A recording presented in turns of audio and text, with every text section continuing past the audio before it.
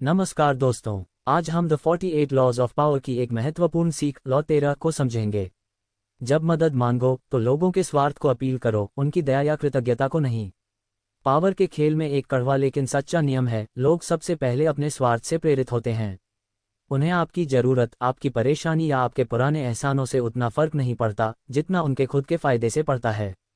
जब आपको किसी से मदद चाहिए होती है तो अक्सर हम सोचते हैं कि सामने वाले को याद दिलाएं कि हमने उसके लिए क्या किया था। मैंने आपकी मदद की थी, अब आप मेरी मदद करो। लेकिन यही सबसे बड़ी गलती है। कृतज्ञता यानी एहसान का भाव बहुत जल्दी खत्म हो जाता है। समय के साथ लोग उसे भूल जाते हैं या फिर उन्हें लगता है कि आप उन पर दबाव बना रहे हैं। कोई भी व्यक्ति खुद को किसी का ऋणी महसूस करना पसंद नहीं करता। इसलिए अगर आप केवल दया या पुराने एहसान पर भरोसा करेंगे तो आपको अक्सर निराशा ही मिलेगी।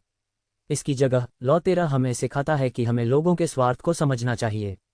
जब भी आप किसी से मदद मांगें तो ये साफ और स्पष्ट दिखाएं कि उन्हें आपकी मदद करने से क्या फ़ायदा होगा।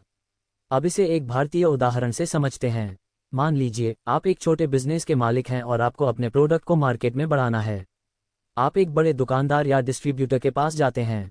अगर आप उनसे कहें, सर मैं नया हूँ, मेरी मदद कर दीजिए, तो हो सकता है वे ज़्यादा रुचि न लें। लेकिन अगर आप ये कहें, सर मेरा प्रोडक्ट अभी नया है और इसमें अच्छा मार्जिन है, अगर आप इसे अपनी दुकान में रखेंगे तो आपको हर बिक्री पर ज़्यादा मुनाफा मिलेगा और मैं आपको एक्सक्लूसिव सप्लाई भी दे सकता हूँ। अब आपने उनकी दया पर नहीं बल्कि उनके फ़ायदे पर बात की। ऐसे में उनके आपकी मदद करने की संभावना कई गुना बढ़ जाती है। एक और उदाहरण लें, मान लीजिए आप किसी सरकारी ऑफिस में अपना काम जल्दी करवाना चाहते हैं। अगर आप सिर्फ अपनी समस्या बताते रहेंगे तो शायद काम धीमा ही चले। लेकिन अगर आप अधिकारी को ये दिखा सकें कि आपका काम जल्दी करने से उन्हें भी सुविधा होगी, जैसे फाइल जल्दी क्लियर होगी, ऊपर से दबाव कम होगा, तो आपका काम तेजी से हो सकता है। लॉ 13 का असली मतलब यह है कि इंसान को समझो। हर व्यक्ति अपने फ़ायदे के हिसाब से निर्णय लेता है। अगर आप उनकी ज़रूरत और लाभ को पहचान कर बात करेंगे तो आपके सफल होने की संभावना बहुत बढ़ जाएगी। अंत में याद रखें, दया अस्थायी होती है, कृतज्ञता कमज़ोर होती है, लेकिन स्वार्थ सबसे मजबूत प्रेरणा है।